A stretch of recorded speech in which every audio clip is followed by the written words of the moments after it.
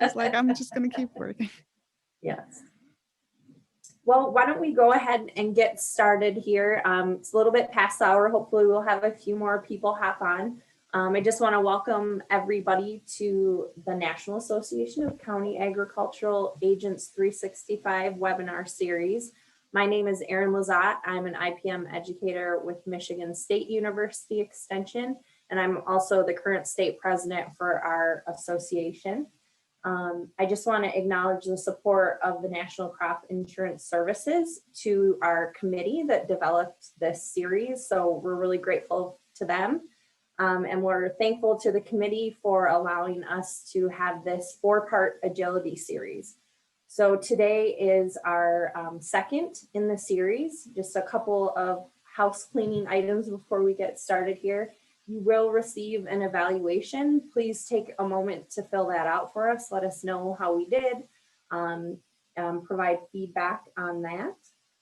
I also want to encourage people to use the Q&A or chat function to ask questions, be part of the conversation. I know it's really hard in these webinars when the communication feels kind of one way, but we do have a couple of people that are going to be joining us and hopefully contributing to the conversation today to keep it a little more conversational. So today is the second agility session that's going to focus on farm profitability factors. And today our conversation is going to be led by Florencia Colella. She's a farm business management educator with Michigan State University Extension. She holds a bachelor's in agronomy and a master's in ag, food, and resource economics, and has worked with universities, government organizations, and private companies in the past. She's a project manager, teacher, and facilitator, and her goal is to help agribusinesses and policymakers make informed decisions through the collection, management, and dissemination of trustworthy localized data and information. So we're really glad to have her joining us here today. And then for our panelists, we have Dr. Trey Malone. He joined the MSU Department of Ag, Food, and Resource Economics in 2017 as an assistant professor and extension economist. And his extension program focuses on applying lessons from behavioral economics to increase ag productivity and efficiency. We're also joined by Dr. Rob Sarine. He received his bachelor's in natural resources from the University of Michigan and a PhD in environmental studies from UC Santa Cruz. And he's currently a community food systems educator with Michigan State University Extension. He works with a number of emerging crop industries, providing statewide leadership for research, education, and outreach. So welcome to our panelists as well, and I will hand it over to you, Florencia. Thank you. Thank you, Erin, and thank you to all the participants that have joined us today. I do have just a couple more housekeeping things I wanted to show. One is just let everybody know that my pronouns are she, her, hers, and that I am multiracial, and that my contact information is either on the MSU Extension website or on social media if you are interested in contacting me for any reason.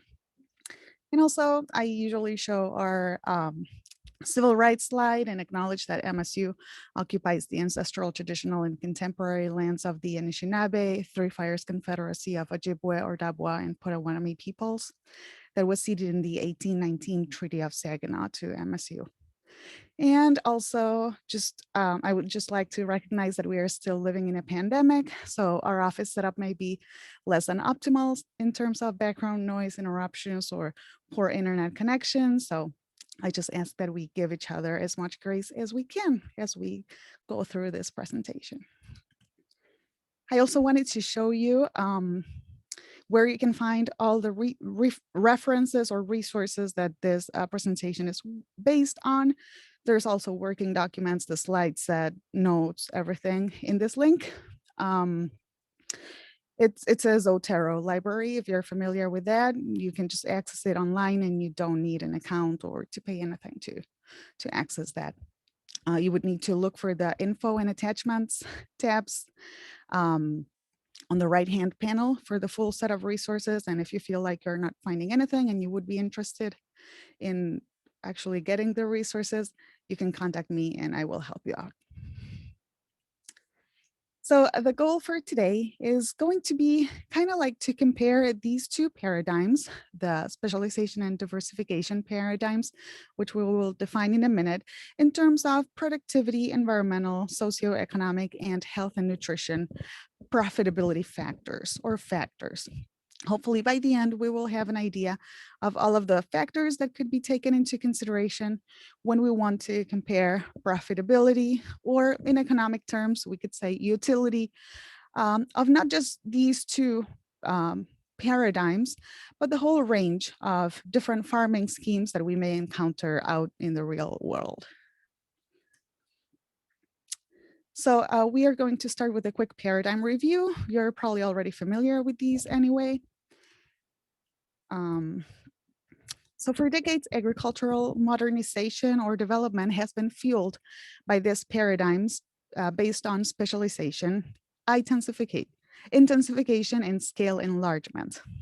So throughout this presentation, I will be using the word specialization to refer to this socioeconomic paradigm where producers specialize in the production of a single or a few items, or even sometimes it's a stage in an item's production. So sometimes the term industrial agriculture is used to refer to this paradigm, but it's the most common farming paradigm that we are all familiar with. In this model, farmers have substantially increased their technical capacity, and they have been able to supply large volumes of food to global markets. And this abundance, along with the logistical advancements for global distribution of food, have been some of the greatest achievements of human civilization. This model of development has been funded and priced in part by price support policies, which we discussed a little bit on the first session, and also by strong central marketing agencies. Central marketing agencies have a stabilizing effect on prices and play a role at reducing market risks. So leaning on this model of development has naturally led producers to neglect some activities in favor of others. For example, marketing is usually delegated to the specialized marketing agencies, and more attention is paid, for example, to increase the producer's technical capacity instead. And that's one place where extension really comes in handy. And we are going to talk about extension's role in a minute.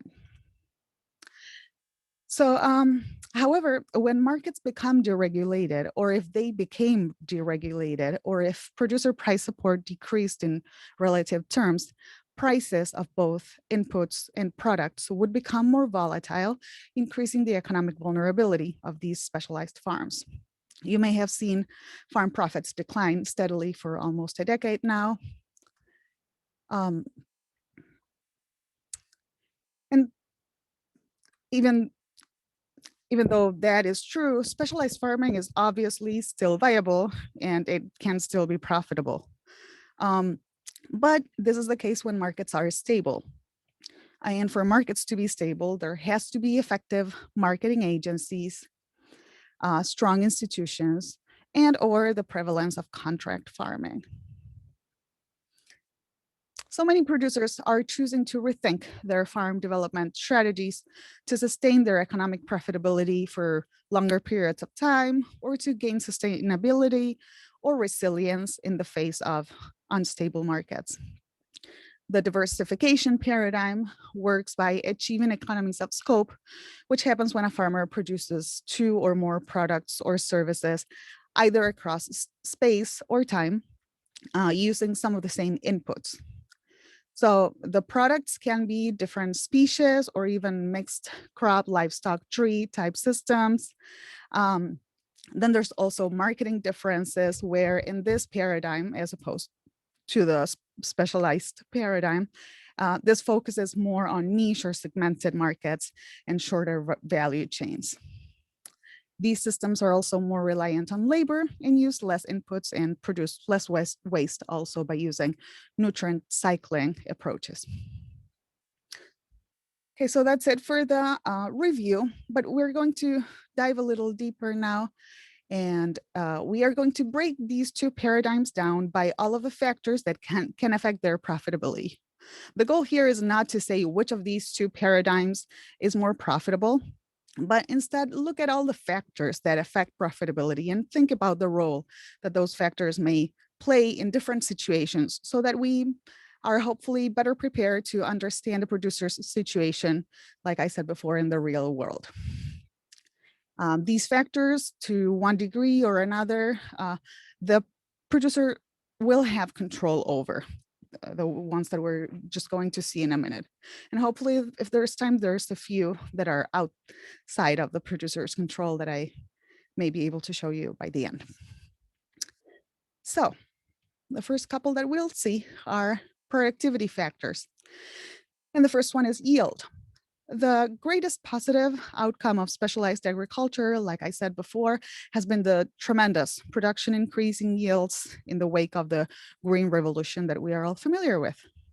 If we compare specialized to organic farm yields, studies have shown that in developed countries, specialized farms produce about 8% more than organic farms, right? But in developing countries, however, organic systems tend to outperform conventional ones. And that's probably due to their response to climate or environmental stresses. Other studies comparing organic and conventional wheat, corn, and soybeans in drought, found equivalent yields on average, with higher yields for organic systems in drought years and the opposite happening on average years. Hopefully that makes sense, that yields are better for organic systems when there's drought, and they are better for specialized traditional systems in an average year. Florencia, I was Yes. just thinking about we talked in the first agility session about the context of all of us as ag agents, and especially those of us that don't have the business management side to our job, at least in a pronounced way like you do. And I think this perfectly summarizes the focus of the work that a lot of us have traditionally done to support agriculture. We've been very focused on these productivity factors for growers. And I'm glad that we're seeing this as kind of one factor of profitability today, because I feel like maybe we've had blinders on a little bit. I'll speak for myself. I've had blinders on that if we can grow enough of something and it's high quality, we can make money. And that, of course, you're going to show us why that's not true today, or some of the other factors that affect profitability. But this is very much where I think traditional extension programs have been focused over the last, century or so, and that we need to broaden our focus. So I really, for me, this is not review. This is a great way to lay out and think about these different things. So I appreciate that. Well, thank you, Erin. Yes, that's actually part of my personal experience as well. I did agronomy for my bachelor's degree, and I wouldn't change that for anything. But I realized when I graduated that was a point of view. There was a point of view to my college education, and I wanted to see what other things were. That some professors would be a little more focused on productivity depending on the subject, as also in some others would show a hint of that, of all of those other factors that we're going to see and how those would affect profitability or sustainability. And I wanted a little more. I wanted to add a social science to my mix, and that's why I got my master's in ag economics. But anyway, going back to yield for just one moment, there are also studies on grassland. And this is, if you are in that area, you will know that total productivity per acre usually increases with the number of species grown in association, if you're working with cattle and grassland. Another factor is the use of a handful or just one single species in specialized agriculture, and the selection of varieties for uniform productivity, adaptability, and chemical resistance that the specialized agriculture paradigm is very much focused on, have generated vulnerability to biotic and abiotic stresses, including epidemics. So microorganisms and weeds have been adapting to chemical pest management faster than ever, and using additional chemicals to tackle these resistance problems risks setting in place vicious cycles of further adaptation and resistance, not to mention the cost increase in those new chemicals that we would be applying. So we're kind of like in that vicious cycle. On the other hand, experiments in perennial polycultures have shown that weed biomass decreases exponentially as the number of cultivated species increases. The intensification of livestock farming and the genetic homogenization of some animal populations are linked to the emergence of zoonotic diseases as well. And this also has implications for human health even. Another area of concern is that the widespread preventive use of antibiotics in specialized animal production has exacerbated bacterial resistance to antibiotics, which represents a health risk for humans who may be confronted with pathogens that have accumulated resistance to virtually all existing antibiotics. So those are a couple profitability factors. And now we're going to look at a few environmental factors. So our first one there is land use. Agriculture has contributed significantly to land degradation and habitat and biodiversity loss, while it actually depends on it. So for example, there's a global decline in insect pollinators, driven in large by the use of pesticides in agriculture. And of course, we all know that agriculture needs those pollinators. So as productivity has increased also, instead of using that productivity gain per acre to preserve land, producers have turned to farming more land because they needed that extra income probably. Soil quality may have played a role on that because specialized agriculture has been found to be a large contributor to land degradation and salinization. So using new land has been necessary for them to maintain profitability. And restoring and regenerating land takes time, but buying land and fertilizer takes money. So either way, it's not good. Another factor is that food systems contribute about 1/3 of global anthropogenic greenhouse gas emissions, and industrial feedlot systems play a big role on these emissions. And they also have high waste management costs. On the other hand, diversified animal systems could actually make money selling carbon sequestration credits. And with respect to water, 70% of all water withdrawn from aquifers, streams, and lakes is used for agriculture.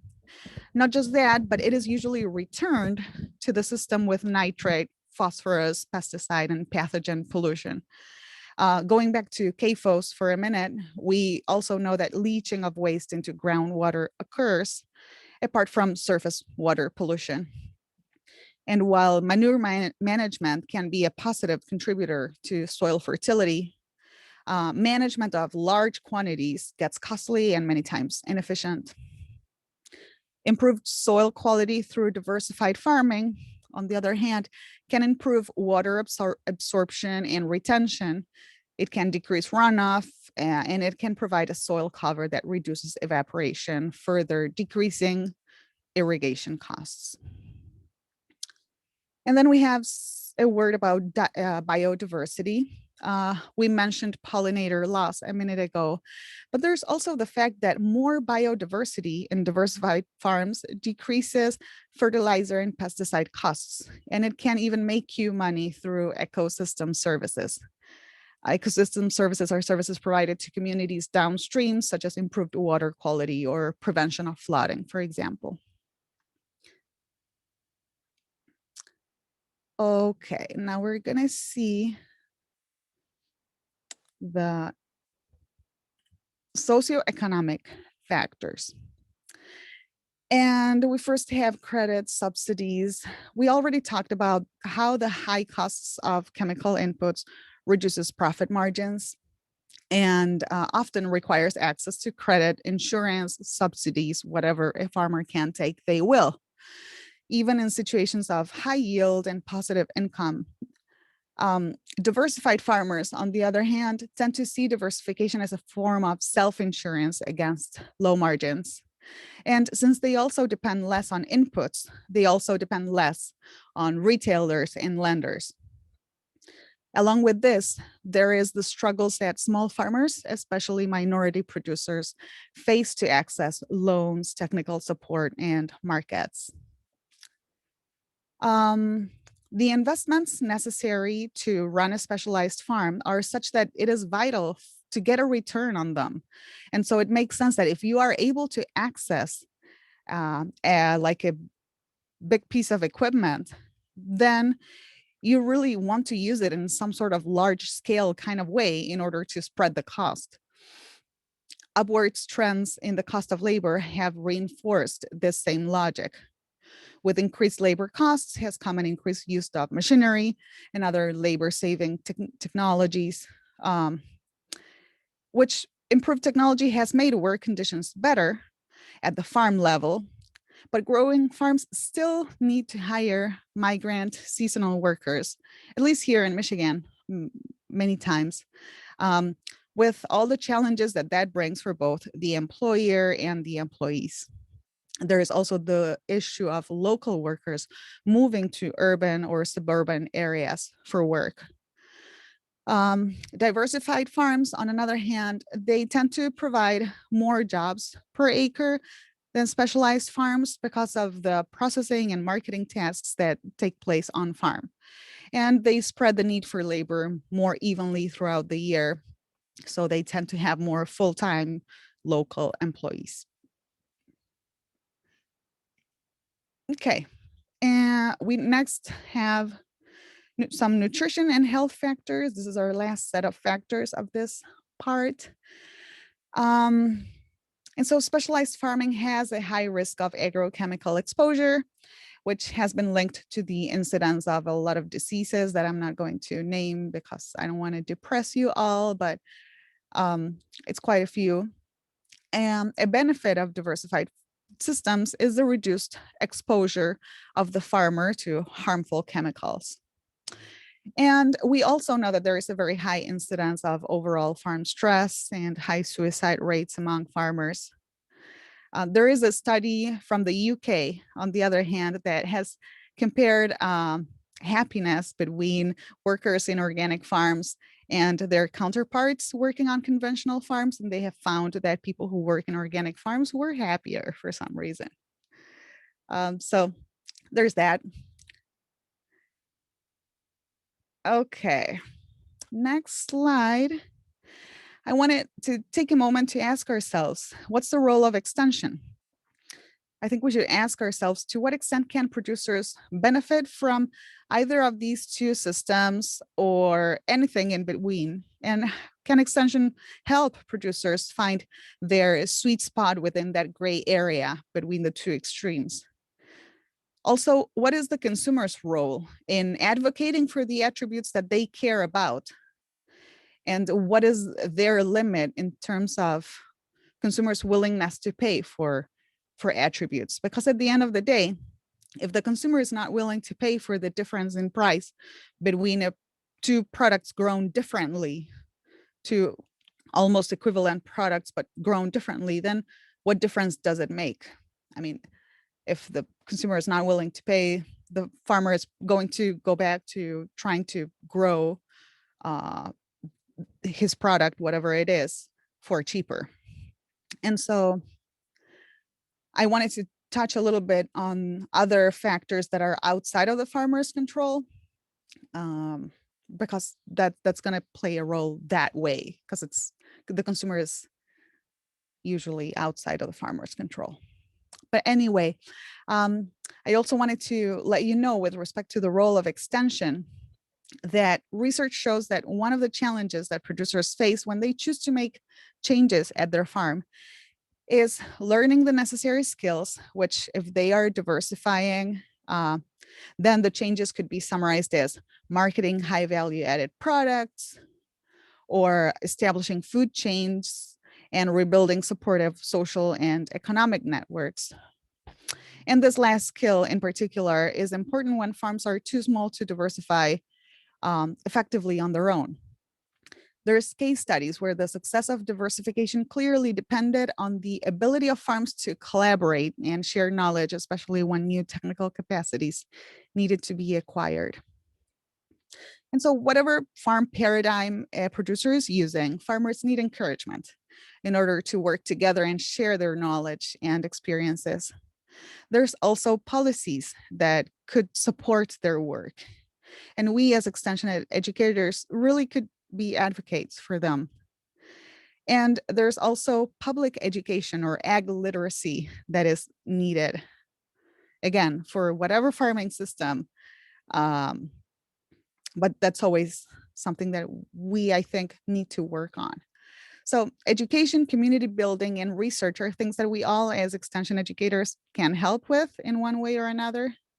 And I invite you all to do your part in helping with these things. I think sometimes we are lucky to have privileged connections with legislators. I know, we have Senator Stabenow, who's the chair of the Ag Committee, and she regularly reaches out to Extension to ask them to connect industries to talk to her aides and to better understand what they need, especially in the run up to when they're drafting new farm bills and things like that.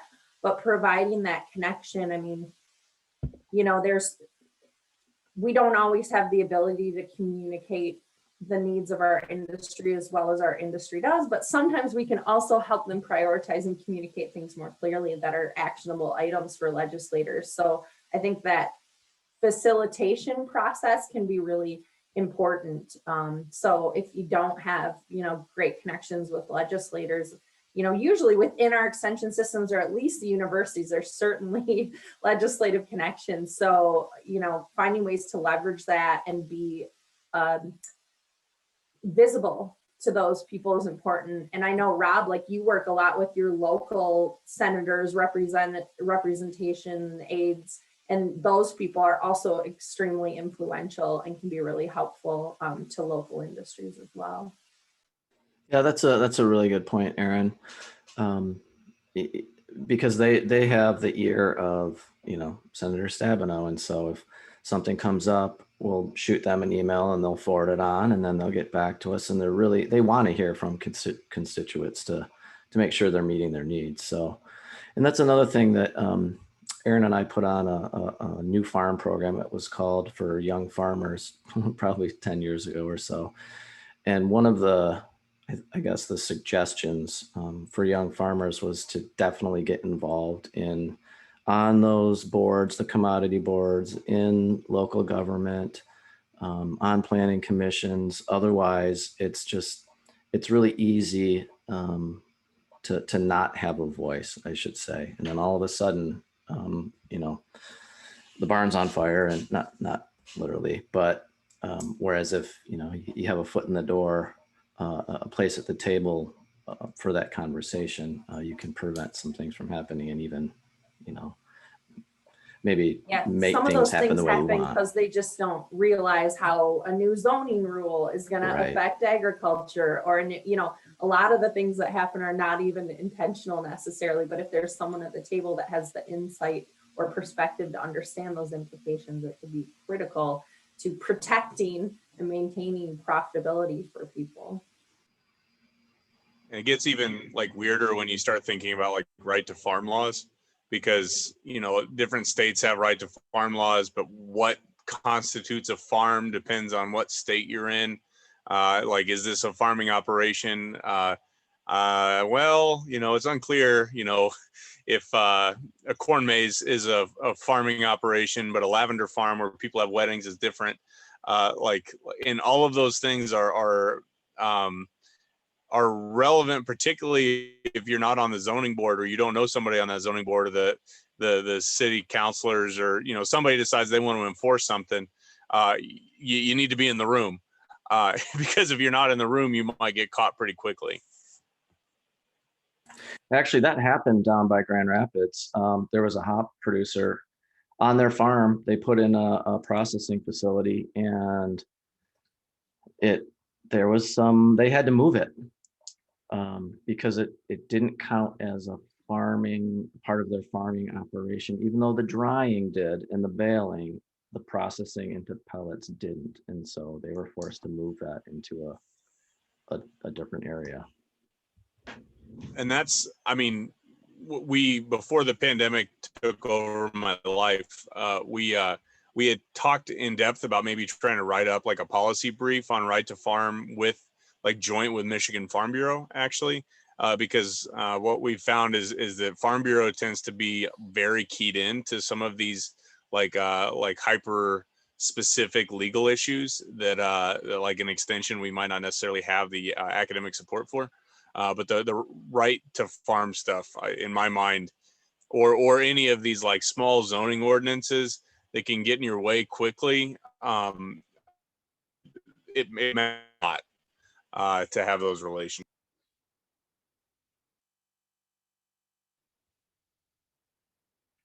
Well, thank you everyone for chiming in.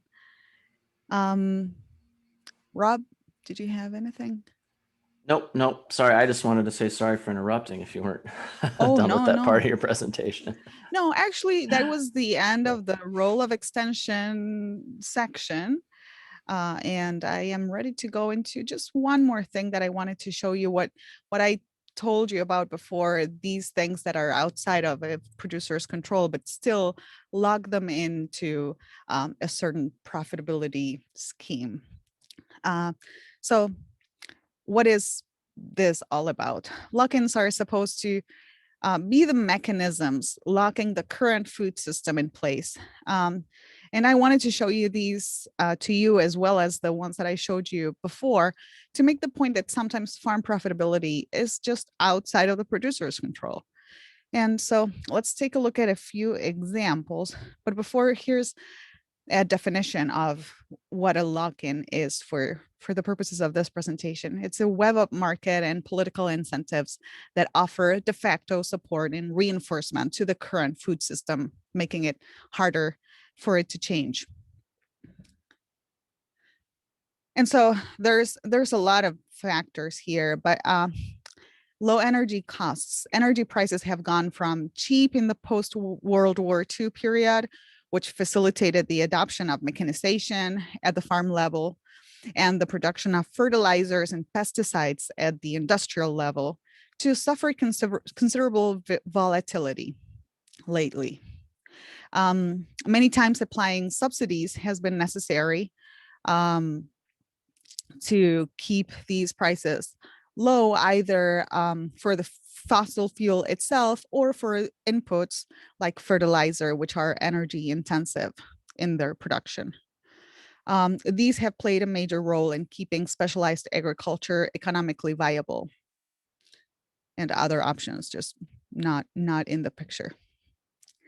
The retail sector has also shown a preference for large-scale farming, as they require bulk supply contracts, which cannot realistically be met by individual small farms.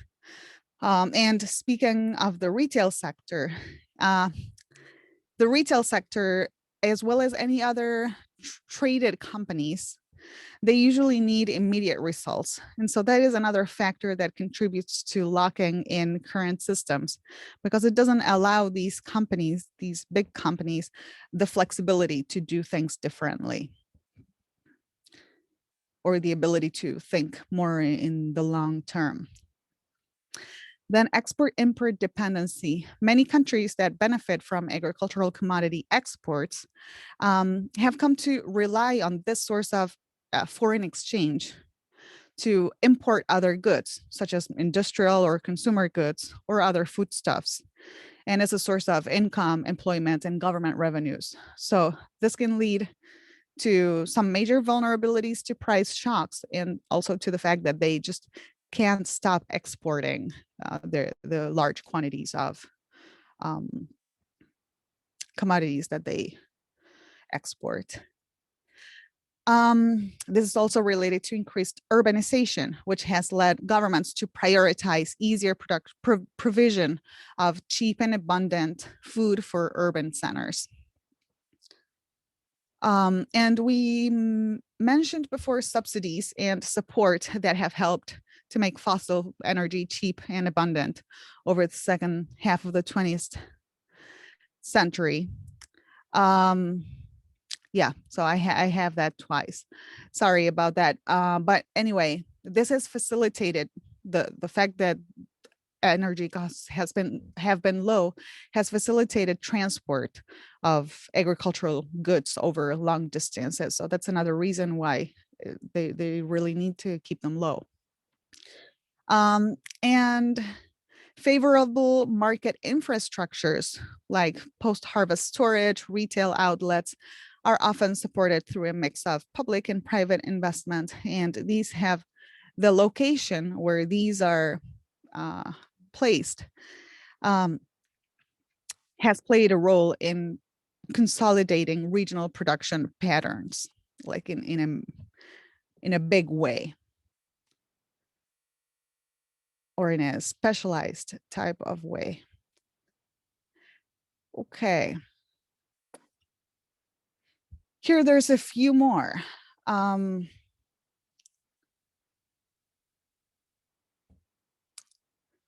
am I? Here. Access to cheap, abundant food. So refrigeration technologies and transport and distribution infrastructures of food retail and distribution have played a major role in facilitating consumer access to a wealth of choice at the grocery aisle. Fruit and vegetable varieties have been developed to retain their freshness and avoid spoilage over long journeys. And increasingly efficient methods of processing have also brought down the costs of producing non-perishable, highly processed food products and brought them to increasing numbers of consumers. And consumers have come to expect cheap, good, abundant, cheap food. Then there's food waste. Food waste has no penalties, and time to prepare meals at home gets more and more scarce. So with cheap food, consumers have less of a problem just throwing food away. Then consumers also have become increasingly disconnected from food systems, so they are not aware or interested in the implications of their food choices with respect to farming systems. And a related area of concern called ag traditional knowledge here is the loss of traditional knowledge, which has disproportionately affected women, actually, including a loss of knowledge related to seeds, food processing, cooking. With diversified farming, on the other hand, social capital is built and control is then retained in the community over how resources will be used, or at least that's the goal.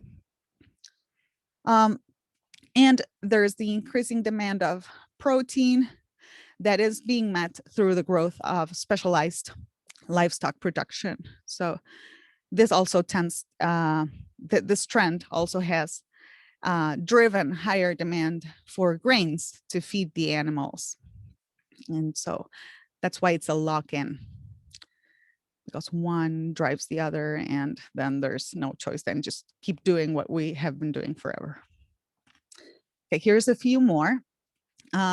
There's agricultural research that is usually geared towards specialized farmers who have better access to information or who are better able to participate in research projects. In addition, most agricultural colleges, and I would say most colleges in general, have developed siloed structures in which different disciplines do not interact closely or do not interact well together. There's also have been a gradual privatization of agricultural research due to government funding cuts, which sometimes lead researchers to follow private sector funders' agendas. Another factor here is that extension services themselves have changed towards sharing knowledge and facilitating exchange vertically or in relation to a particular product chain rather than horizontally. And it's not something that we as employees can change, but it's a trend that has been happening, and we should recognize, and we should also recognize how it affects the food systems that we work on. We also discussed last time how ag subsidies have tended to favor large scale or specialized farms. And a reinforcing factor is that policies tend to be subject to electoral cycles, which hinders long-term thinking, thus favoring the status quo. There's also regulatory burdens that are also costly, I would say, for every farm. There is also seed and intellectual property legislation that has also been designed primarily with specialized farms in mind. And this is because this ensures a large enough market for those seed companies to ensure a significant return on their investment for breeders or for breeding. And finally, there's issues of power. And I think this is actually my last slide. This is my last slide. And in the issues of power, there's a few examples here that I wanted to share with you. So there's one example about large scale land purchases that sometimes investors, outside of the area investors, sometimes international investors, they tend to be overpowering, and they end up yielding favorable agreements for themselves and insufficient compensation to local communities. And so this drives land conflicts that usually end with an eviction of the local people. Another issue of power is that the way food systems are currently structured allows most of the value to accrue to a limited number of actors, think exporting companies. This reinforces the economic and political power of these actors, and thus their ability to further influence the governance of the food systems, creating like a vicious cycle and concentrating more and more power in their hands. And another issue of power is while the crop breeding advances of the Green Revolution have led to significant reductions in the number and especially the percentage of hungry people in the world, there is still a large part of the global population that suffers from hunger. It's the equivalent to all of Europe, Canada, and Michigan together, 795 million people. In addition to those that suffer from acute hunger, there's another 2 billion that suffer from micronutrient deficiencies, and another 2 billion that are obese or overweight.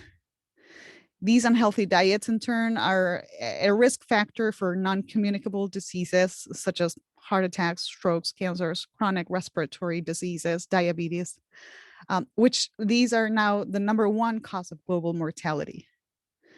And in addition, we are still dealing with foodborne illness outbreaks all over the world. The rise of specialized agriculture has had impacts also on the nutrient content of foods, because it has resulted in a decline in consumption of other minor crops that may have higher nutritional value. And it also has been found that foods which have been sprayed with pesticides have lower concentrations of antioxidants, which provide protection from chronic diseases. There have been recent efforts to biofortify staple crops. And this has actually led to improved content of specific nutrients, but it has not compensated for the general decrease in nutritional density of modern varieties of staple crops. And this has been exacerbated by soils lacking minerals for plants to take up due to the soil degradation we talked about earlier. And on the other hand, the prevalence of these energy-rich crops and foodstuffs continues to be a major factor in the explosion of overweight, obesity, and the associated health impacts. So this is like one of the big reasons why I went into agronomy in the first place when I was just graduating from high school. And what I realized is that hunger is a distribution rather than a volume matter. And it is tied to social exclusion, equity, and social well-being matters. So my hope is that we, from our place as extension educators, that we really can do something about that. So yeah, now I have like some space for opinions. I see that a few questions have come in. I'm not able to pull them up for some reason. Maybe it's because We were just kind of chit chatting in the chat, kind of talking about our perspectives on things you were mentioning. So no, Awesome. no specific questions in there that I've seen come in. Okay. And can you tell me a little bit about those opinions? I am curious, and I, for some reason, cannot see them. I mean, maybe I can just stop sharing my screen. Yeah, I think if you stop sharing, you should be able to see the chat. Stop share, huh? Leave chat. Oh, I see the chat here. Okay, there is stop sharing. And I can see the chat now.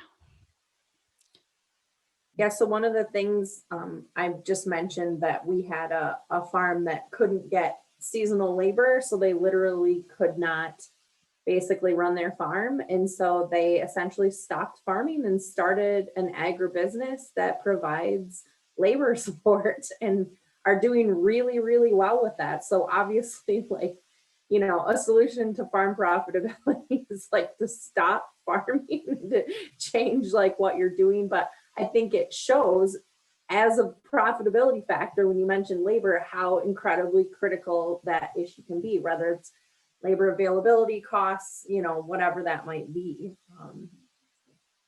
Yeah, And- so I just mentioned that as an example. Yeah, diversifying income streams. That's another income stream that they are getting, and so that's good. Mhm. Yeah, and I put another example in there too about a hop grower who, you know, he has 20 acres of hops probably, and it's a lot of time and effort and difficult to make money on. You know, I think the average size out west is 1,000 acres. And so now he's importing hops from all over the world and selling them and doing really well. So that's, you know, a different form of diversification like you were talking about, and diversification of marketing. Mhm. I On just that, appreciate, oh, sorry, go ahead, Trey. well, so on that front, I think on the research side, there are a lot of questions that are still out there on diversification for income streams that I would love to do more research on. We've got an instrument here on campus called Telfarm that collects like income statements, but the Telfarm program doesn't break down income streams by sources of income. So if anybody out there is in a state that has access to this type of data that like we could actually break down and look at changes in diversification over like a period of time, I think that project alone would be super fun to do. It would have a lot of insight, I think, for kind of this traditional story that people have specialized over time. I think it's very possible, or it's also possible that maybe people have diversified in different ways, right? So it might be that maybe not everybody's not growing a bunch of crops, but they're making money on different sets of the value chain. So it's like differentiation vertically as opposed to differentiation horizontally. I mean, maybe, I don't know. I think that would be an interesting thing to explore. Yeah. Yeah, and it is true that it's hard to capture, like some of that data is hard to capture. Like the Telfarm program, for example, you can do enterprising, but you can have, you know, wheat, soybeans, corn, those types of things. But when things get really different, then it's harder to track that information. Well, and I keep coming back to this thing that Glenn's said, and Glenn's going to join us for our next agility session, but this idea of people also having to decide where their own strengths lie as individuals and how to leverage those strengths. So everybody's not going to be able to pivot into a marketing role or, you know, so I think like having some self-awareness, thinking that through, maybe considering some further educations or certifications or even self-study to explore some of those options. Because, you know, Rob and I have been talking a lot about the hop industry in Michigan and just trying to support them as they move forward. And we certainly have some people who are doing well, but they have really had to step outside of the just production mindset to make that happen. And those who are not or cannot or will not have not had that same level of success. And so it's really hard. I think it is hard to find what that's going to be, but it is on an individual basis too. So there's not necessarily just like a formula that says, oh, this is what you need to do to be profitable. It's like the consideration of the individual farm and their resources as people is also really important. Mm-hmm. So I think like talking through those things and looking for areas that people are interested in or excited about or want to do, you know. So if somebody wants to drive the tractor all day, that's great. Who's going to be interested in doing the other parts of the puzzle, you know, which are so It's like you critical. almost want to do like a personal SWOT analysis, right? Like, what is it that I'm good at? What is it that I what are my weaknesses? You know, I remember like before I took this extension position, some of the old timer extension guys at Oklahoma State would say, a lot of my job is just to listen. And, you know, to try to ask like probing questions to get people to really think themselves about what it is that they actually can do or are capable of doing or don't want to do. It's not for me to tell them. It's just for me to help them ask the right questions. And that really stuck with me because I think it's so true. You know, there's a farm to table restaurant opening up in my small town just down the street, and started out as a 6-acre organic onion farm, which I mean it's a super niche thing to do, like 6 acres of organic onions in central Michigan, but they've been able to leverage that into something else. And again, not everybody can do that.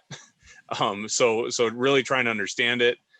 We published a paper about 10 years ago where we looked at local food systems and the percent of farms that were involved in direct to human consumption based on where they were. And most of the local farms or local food farms are very close to urban centers. And that's probably not super surprising to you, but the fact remains that these farms were starting with the demand side and working backwards. Because, you know, if you're in the panhandle of Oklahoma, where my family is, there's no local food system like that you can sell at a farmer's market in Laverne, Oklahoma and make money. You're going to have to figure out another way to secure that demand side. Mm-hmm. And I do think like being prepared for people to maybe be a little frustrated that you don't have a prescriptive answer. I think the expectation from Extension is that we have actionable prescriptive type of recommendations, whether it's for controlling an insect or, you know, attaining farm profitability. And these are complex systems and ever-changing systems. I mean, I think we have it bad in IPM with pesticide resistance and global climate change, but boy, you add in the political factors and I mean, the economic side just feels a lot more complex to me. And so I think like acknowledging and communicating about that up front is like really important, you know, because people do get very frustrated, at least in my experience. People can be very frustrated and that can be difficult to deal with, I guess. So I just posted, I think I mentioned it last time too, but I just think this is such a helpful resource. It's Ag Plan, which is a Minnesota extension program. that basically helps you set up your own, or helps people set up their own business plan, like ag and food business plan. You know, if because a lot of this is like really trying to force people to think systematically about what they can and can't do. And so, I mean, there are templates on there for different types of businesses.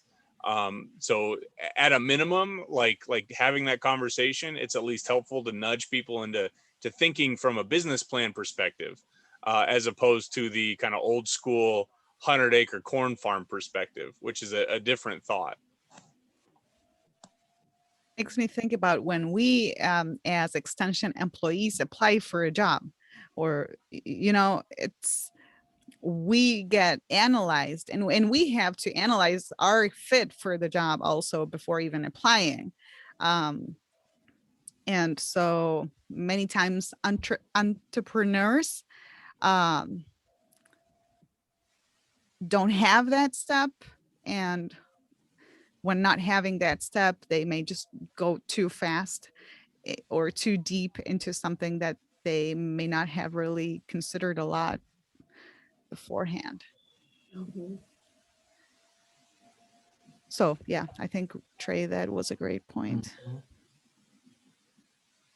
But Well, I mean, you mentioned the word entrepreneurship. I think that's important to highlight, is that what we're talking about here in a lot of this kind of diversified farming systems and kind of moving into more thinking about these operations as entrepreneurs and thinking about them less as, you know, my granddad who has his beef cows and goes to the co-op.